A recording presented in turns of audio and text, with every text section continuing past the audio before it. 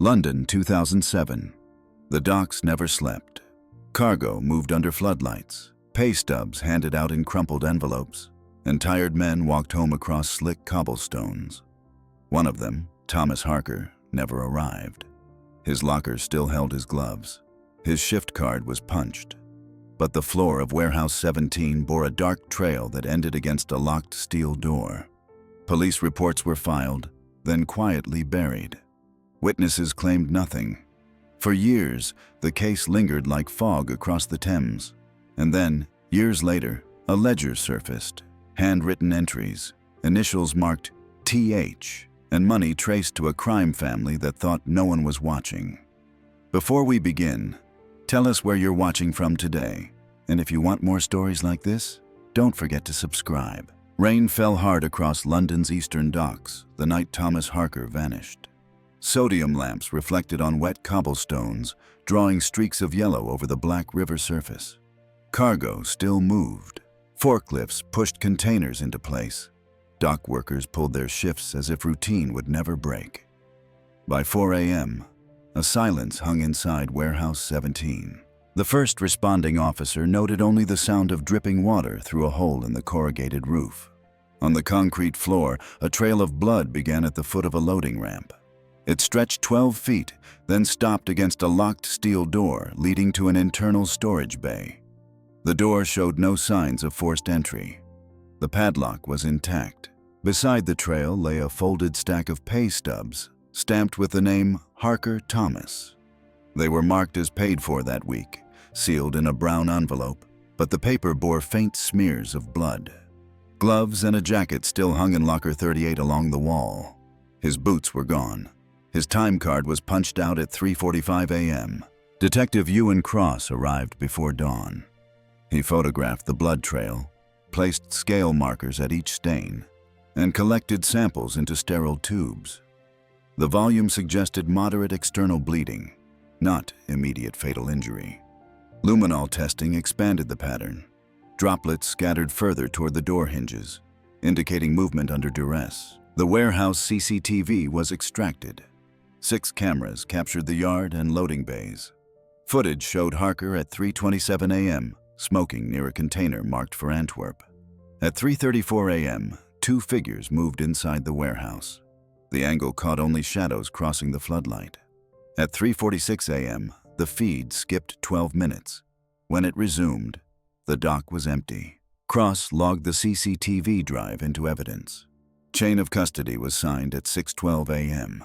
He bagged the pay stub envelope separately, noting smudged prints that would require lifting under ninhydrin. Supervisors insisted the missing man would resurface. "They drink, they fight, they disappear," one foreman muttered. But the evidence did not match drunken absence. The blood said something else had occurred. At 7 a.m., Search Unit 3 began canvassing. Teams swept the dock perimeters. Sniffer dogs picked up faint scent along the quay, then lost it near the mooring posts where trucks often reversed. Tire marks there were fresh, measured against standard 18-wheel rigs. The impressions showed an irregular wear pattern on the front right axle. Cross ordered plaster casts before Tidewater could erase them. No witnesses came forward. Workers tightened lips. Fear ran deeper than loyalty. Pay stubs, blood, and silence remained the only traces. When Cross filed his first report, he marked the case not as missing person, but as suspicious disappearance with violence. He underlined the note twice. At the end of that day, the steel door was forced open under warrant. Inside, only pallets and shrink wrap remained. No trace of Harker, no continuation of the blood trail. Nothing but the echo of machinery still humming in the distance. Blood trail stopped at the locked steel door. Detective Ewan Cross pressed the warehouse manager for answers. Victor Kelm signed the incident log with a steady hand, insisting the missing dockworker had been unreliable. His tone was dismissive. Yet when Cross requested the employee roster, Kelm hesitated before producing a typed list, the ink still damp on its lower edge. The time cards aligned, except Harker's exit was logged at 3:45 a.m., 5 minutes after the CCTV feed had gone dark. The first round of interviews yielded nothing. Workers leaned against shipping crates, eyes cast down. repeating that they had seen nothing. Their silences were uniform, rehearsed. Cross noted each pause, each quick glance toward the office windows. By mid-morning, the digital forensics unit delivered its initial findings. The CCTV drive contained deliberate deletions. 12 minutes of footage were overwritten with blank frames, not mechanical error, but human tampering. File headers showed erasure commands issued at 4:02 a.m. from the system console. Access required both a passcode and a hardware key stored in the manager's desk. Cross logged the finding. Evidence tag, LDN 2007 W17 CCTV ER1. He ordered the console seized. In the bins behind the office, crime scene technicians uncovered shredded wage envelopes. Among them, a second stub marked Harker was found torn in half, the edges stained with spilled coffee. The stub bore a faint thumbprint in grease. Under cyanoacrylate fuming, the print lifted clearly, though partial. Comparison would take days. Cross walked the yard once more. Rain had washed much of the ground clean, but he crouched near the ramp where Harker had last been seen. A fine scrape mark ran along the metal edge, the kind left by a heavy object dragged sideways. Fibers clung to a bolt head, coarse gray threads, not consistent with dock uniforms. They were sealed into an evidence bag at 2:15 p.m. At headquarters, the investigation met resistance. A superintendent leaned back, arms folded. "It's a disappearance, not a homicide," he said flatly. "These men go missing every month." Cross countered with the blood trail, the tampered CCTV, the shredded stubs. Reluctantly, the case was upgraded to serious incident. Yet the tone was clear. Do not stir what lies beneath the docks. That night, Cross reviewed the footage again, frame by frame. At the 3:34 a.m. timestamp, he froze the image. Two elongated shadows crossed the floodlit bay. One shape stooped, the other broader, dragging. Forensic analysts enhanced the still. Outlines blurred, but the motion spoke plainly. Something heavy had been hauled across that floor. The blood trail ended at the steel door. The shadows suggested it did not end there. Two shadows dragging something heavy across the floodlit bay. Detective Cross turned his attention to the manifests logged the night of Harker's disappearance. Warehouse 17 listed 4 containers outbound for Antwerp, each documented with a seal number and departure time. 3 were verified by port records. The 4th, container X491 vanished from the ledger after 3 a.m. Its seal code did not match any registered shipment. Cross examined the bill of lading. The consignee address traced to a shuttered textile importer in Croydon. The listed broker had dissolved 2 years earlier. Signatures at the bottom belonged to T. Harker, but the handwriting wavered, strokes inconsistent with the samples recovered from his personnel file. Forensic document examiners compared the forged lines. Microscopy revealed tremor marks, hesitation at loops, and ink deposits typical of simulation. Cross logged the report, noting that the forgery suggested internal access to Harker's files. Victor Kelm's name surfaced again. He had approved the container release, initialing the manifest at 2:15 a.m. When questioned, he claimed routine oversight. Cross ordered handwriting exemplars. Within a week, analysts matched letter formations, particularly the angular K, from Kelm's employment forms to the forged Harker signature. Meanwhile, technicians dusted the warehouse office. On a filing cabinet, behind a stack of shipping labels, a pay stub lay folded, marked with Harker's name. Unlike the others, this stub bore a smear of red ink across its top corner. Chemical analysis confirmed it was not ink, but diluted blood. The stub was bagged, sealed, and logged under tag W17 EVD034. Cross traced container AX491 through customs databases. No exit record existed. Yet port gate logs showed a truck clearing the yard at 3:52 a.m., license plate partially obscured on CCTV. Automatic number plate recognition retrieved only 3 digits, 7224. No matches in the local registry. Investigators canvassed nearby industrial estates. A guard recalled a lorry entering a side road before dawn, tarpaulin drawn low. He remembered the smell, acrid, chemical. His statement was typed, signed, and sealed. By the end of that week, The missing container and the false manifest tied Harker's disappearance to organized smuggling. Cross presented the link to his unit commander. Silence followed. Official channels stalled. Yet the forged documents remained undeniable. The pay stub, once routine, had become the silent witness. The forged signature matched Victor Kellum's handwriting sample. Detective Cross pressed forward, though resistance grew sharper. When he submitted a request for expanded warrants across port operations, the reply returned marked deferred. Internal notes suggested the case be downgraded. The phrase repeated in memos, resource allocation not justified. Cross read between the lines. Powerful interests wanted silence. The forged manifest, the missing container, the blood. Each pointed toward something larger than a single worker vanishing. He reached out to the Serious Organized Crime Agency. SOCA analysts reviewed the case file within hours. Their specialists flagged the erased CCTV segments as signature interference, often linked to Balkan crime networks. Cross forwarded the digital forensic report into SOCA's database. Case file reference, SOCA LDN 2007 DC 17. New leads emerged. A burner phone recovered from a waste skip near the warehouse was logged into evidence. Its casing bore dried oil consistent with machinery grease. Analysts extracted a handful of call records. The phone had connected briefly at 2:48 a.m. to a number traced to Tirana, Albania. Another ping placed it at 2 a.m. in the radius of Harker's flat on Cable Street. Cross drove to the flat. The stairwell smelled of damp plaster and cigarettes.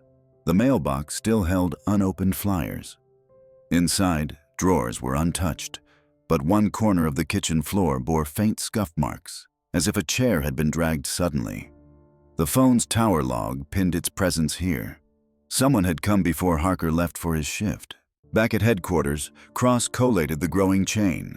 Forged documents, vanished container, tampered CCTV, and the burner phone. Each piece pointed away from an isolated fight, toward a structured smuggling corridor. Superiors offered thin smiles. "Don't make this political," one warned. Yet Cross kept his log meticulous. Every bag sealed, every timestamp recorded. The pay stub appeared again, this time stapled into an anonymous envelope delivered to his desk. It bore no note, only Harker's name circled in ink. Cross logged it, tagged EVD-047. Who had slipped it there remained unclear. In the surveillance footage still salvageable, Cross noted a vehicle idling near the dock at 2:55 a.m., a dark panel van with taped-over windows. Its license plate was unreadable, but its headlights flared at the same moment the CCTV blackout began. When Cross cross-referenced the burner phone's last ping at 2 a.m. with the van's presence 3 hours later, the pattern deepened. Whoever had moved Harker had prepared both access and extraction. The chain of silence within the Port Authority felt deliberate, not accidental. Burner phone pinged near the Dockworkers' flat at 2 a.m. Detective Cross obtained a warrant for Harker's flat, this time with SOCA oversight. The apartment was small, 2 rooms above a shuttered grocer's shop. Dust lay heavy on the window ledges. Yet the bedroom showed no struggle. Clothes were folded, boots lined beneath the radiator. His work jacket still smelled of diesel and sea air. Inside the wardrobe, Cross's team found a sealed envelope. Inside lay bundles of 50-pound notes stacked in 4 rows. The total reached £20,000. None of the serial numbers matched recent bank issuances. When traced, they aligned with withdrawals made from small exchange kiosks known for laundering. Each bundle was wrapped with tape marked AX. The forensic lab noted the bills carried faint residue of engine oil and maritime rope fibers. Cross logged the finding under case entry W17-X1. At the kitchen table sat Lara Harker, his wife. Her voice was low, controlled. She told Cross that Thomas had grown withdrawn over the last year. He spoke of moving shipments that paid more than his wages, though he never said what they contained. She believed he had been forced.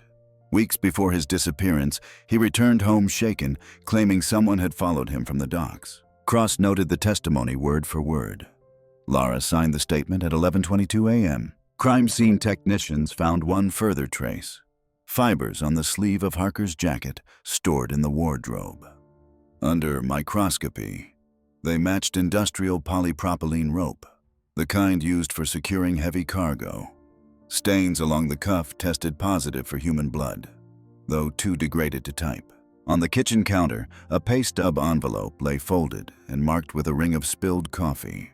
Inside, the stub listed the same week as the one found at the warehouse. Duplicate entries. Payment issued twice. Forensic accountants flagged it as payroll manipulation, likely to mask illicit bonuses. Cross recognized the pattern. Smuggling operations often funneled hush payments through wage stubs, blending illicit sums into legitimate payroll cycles. The stub was logged under EVD 052. Later that night, Cross reviewed the evidence board. At its center, he pinned the coffee-stained stub. Around it, strings connected to the blood trail, the erased CCTV, the burner phone, and the unexplained cache. Each line converged back to one conclusion. Harker had been entangled in a network far larger than his role on the dock. His wife asked one question before Cross left. "If they killed him, will you even be allowed to say it?" Envelope contained £20,000 in unmarked bills. The call reached Cross just after 9 p.m. An informant, voice distorted through a prepaid mobile, claimed a container tied to the Harker business had been hidden in a disused warehouse south of the river. Coordinates were rattled off, then the line cut. No return call possible. Sosa authorized an immediate raid. By midnight, a convoy of unmarked vans rolled into the abandoned estate. The warehouse walls bore graffiti, windows smashed, weeds through concrete. The front gate had been chained shut, but fresh tire tracks led across mud. Inside, dust hung thick. Yet the ground told another story. Pallet drag marks scored the floor. A crane's hook lay abandoned mid-bay. Near the center, lengths of cargo rope still dangled from a steel beam. Several strands were darkened, stiff. Swabs confirmed the stain as human blood. Initial DNA analysis identified Thomas Harker. The air smelled of diesel and iron. Evidence teams photographed every angle, casting footprints preserved in spilled powder, boots with distinctive tread, size 10, uncommon pattern. Molds were poured, tagged W17 FPRNT19. On one wall, nailed at shoulder height, was a single sheet of paper, a pay stub bearing Harker's name.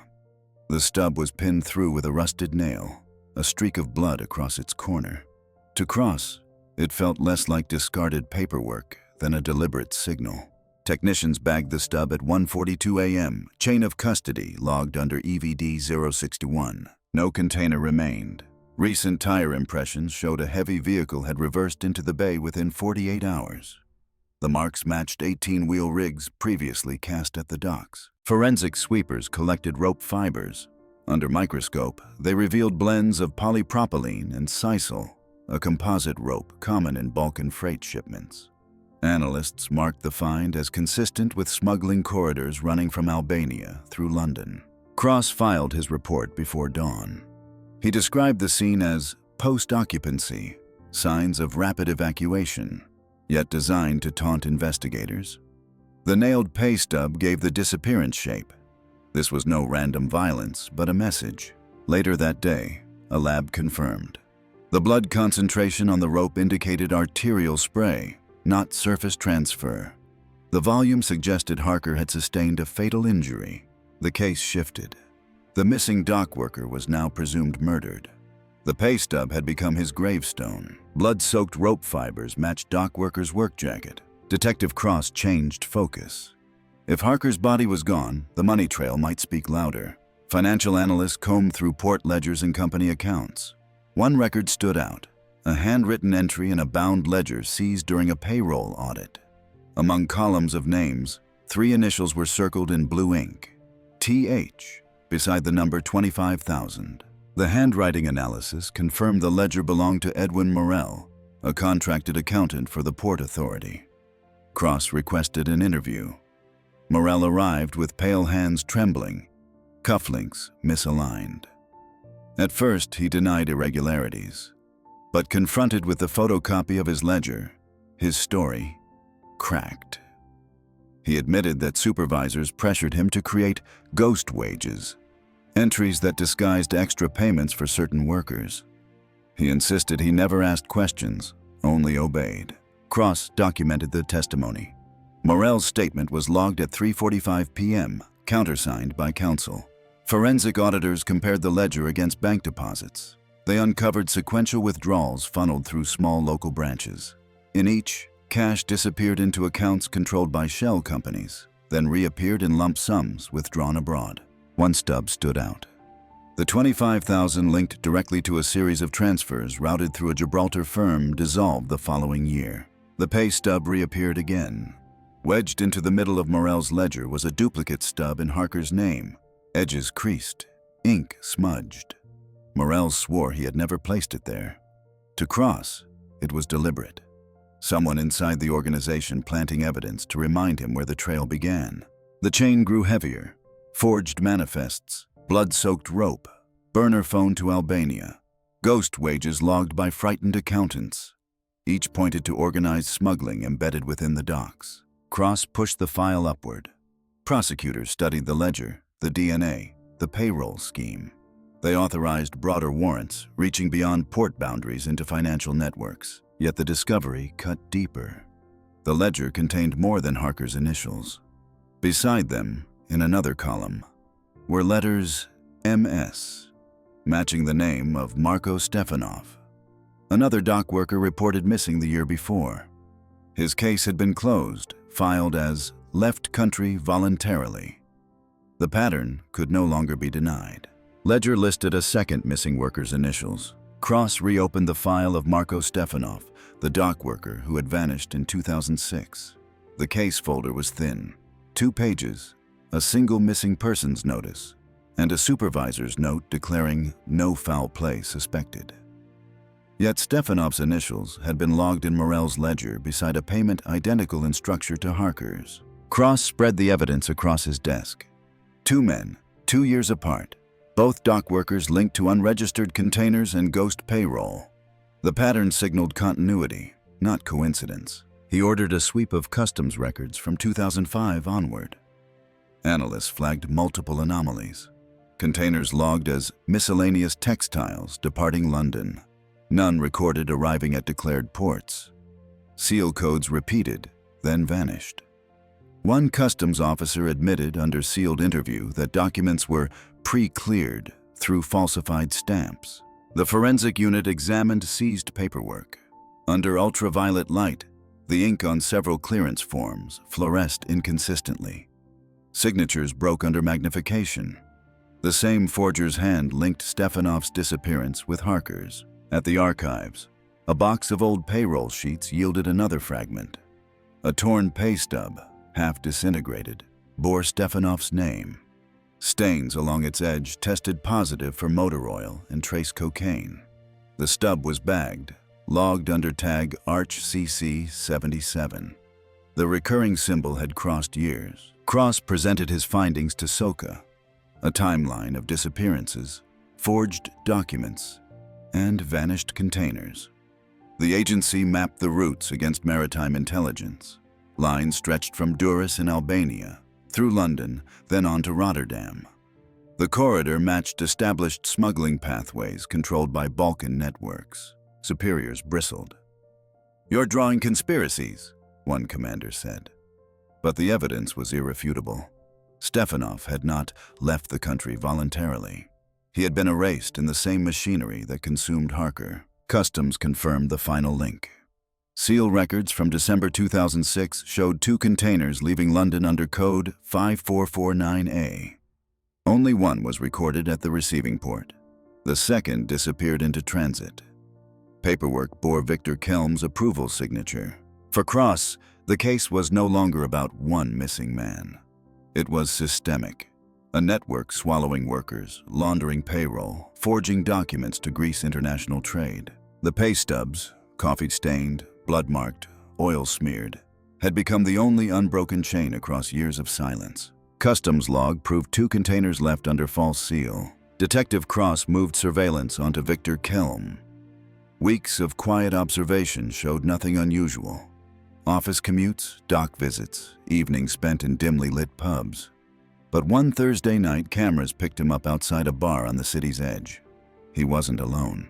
3 men waited for him, their profiles unfamiliar in police databases.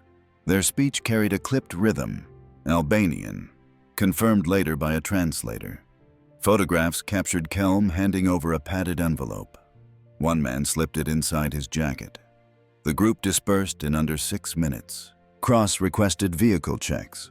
One of the men drove a dark Mercedes with Bulgarian plates. Automatic number plate recognition tracked it entering the docklands the week Harker vanished.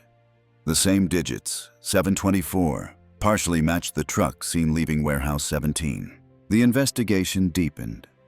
A traffic camera near Blackwall Tunnel captured the vehicle days later.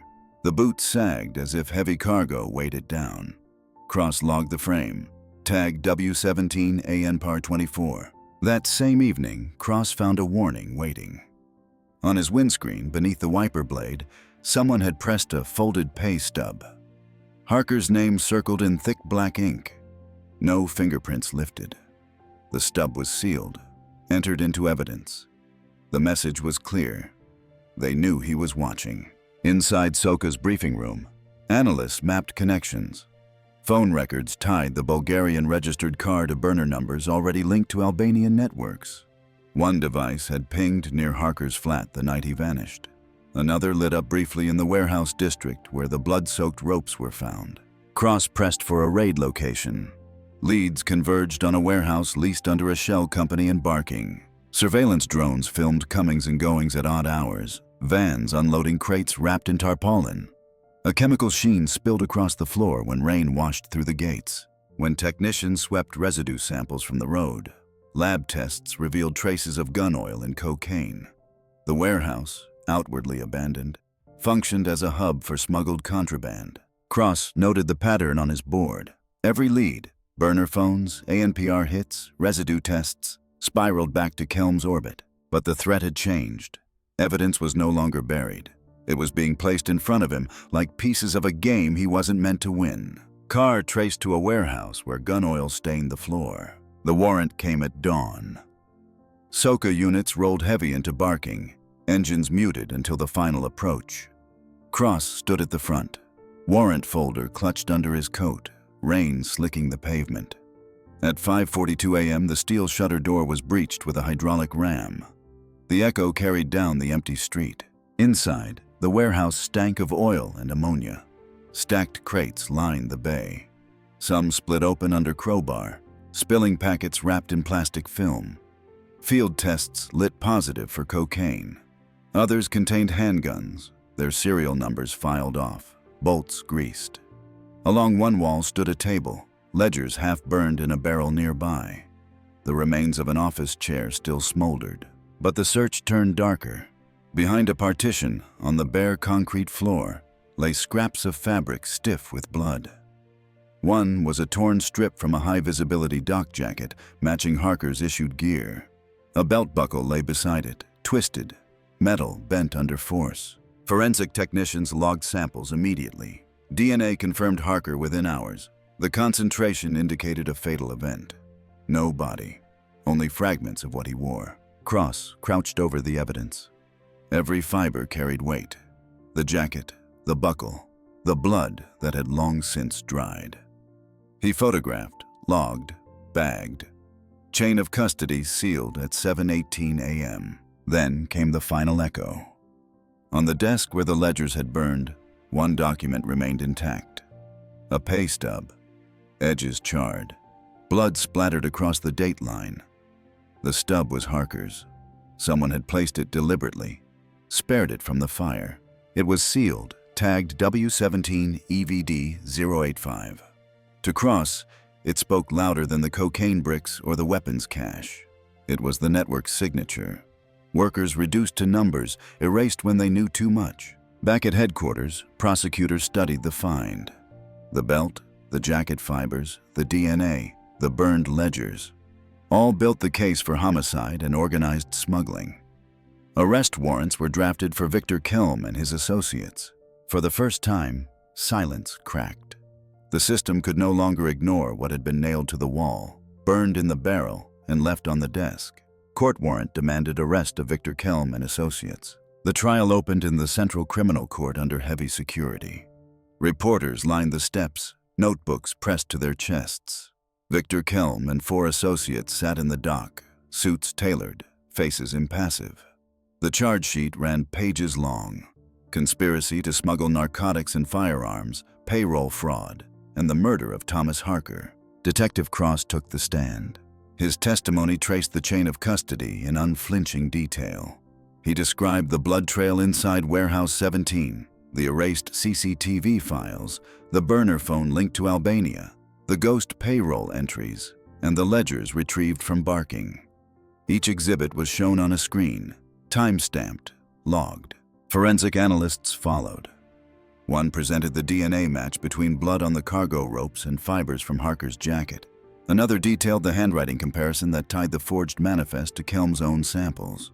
Financial examiners explained the payroll manipulation, duplicate stubs, false bonuses, and shell companies recycling cash. The pay stub itself became the prosecution's centerpiece. Sealed in a clear evidence pouch, the coffee-stained, blood-marked paper was held aloft before the jury. It was ordinary, almost banal, but prosecutors framed it as the network's fatal flaw, a fragment of bureaucracy that outlived the body it represented. Witnesses wavered. Edwin Morell, the accountant, broke down under oath, admitting he falsified wages under Kelm's orders. He pointed across the room, voice trembling. Defense counsel attacked his credibility, calling him a frightened clerk inventing tales to save himself. But the documents remained, each cross-checked by forensic examiners. Cross sat silently as the defense argued Harker had fled voluntarily, pocketing illicit cash. Yet the DNA spoke differently. The blood on the ropes, the torn jacket, the belt buckle twisted under force, all bore his genetic signature. Over weeks, the evidence piled higher than excuses. Jurors listened, expressionless, until the pay stub was passed before them. The plastic sleeve caught the light. The faint blood smear glistened under the courtroom lamps.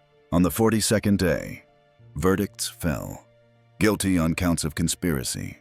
Guilty on counts of smuggling. Guilty on the murder of Thomas Harker. When sentence was passed, Kelm's face never changed. But the Docklands, for the first time in years, fell under new watch. Jury saw the blood-stained pay stub sealed in plastic. After the trial, the Docklands returned to their routines. Cargo ships still pressed against the quay, cranes still arced across the skyline, and workers still punched their cards at the same turnstiles. Yet for those who had lived through the silence, the air carried a different weight. Lara Harker sat through every hearing. When the verdicts were read, her hands gripped the bench until her knuckles whitened. Justice, in its narrow sense, had arrived. But no body was ever returned to her. No funeral could be held. Only a sealed bag with fragments of fabric, a bent belt buckle, and a blood-stained stub. The pay stub became the final marker of her husband's existence. Cross ensured it was archived under Evidence Locker 47B, cataloged alongside the DNA reports and chain of custody logs. Each time the file was opened, the stub's creased edges told the same story, that a man reduced to paper had been erased in flesh. Salka dismantled part of the network, arms and cocaine seizures cut into profits. Yet the corridors remained. Other names surfaced, other containers rerouted. The smuggling empire bent but did not break. For every conviction, another gap in the docks invited replacement. Cross closed his final report with precision. Case concluded. Homicide established, conviction secured. Subject, Thomas Harker. Body not recovered. He filed it without commentary. The pages stacked into the archive like thousands before, indistinguishable except for one ordinary document pressed between plastic. In the years that followed, new supervisors managed the docks. New workers loaded crates. But whispers persisted in the pubs along Cable Street. That sometimes, when pay stubs were counted, one extra name lingered at the end of the list. A ghost entry never removed.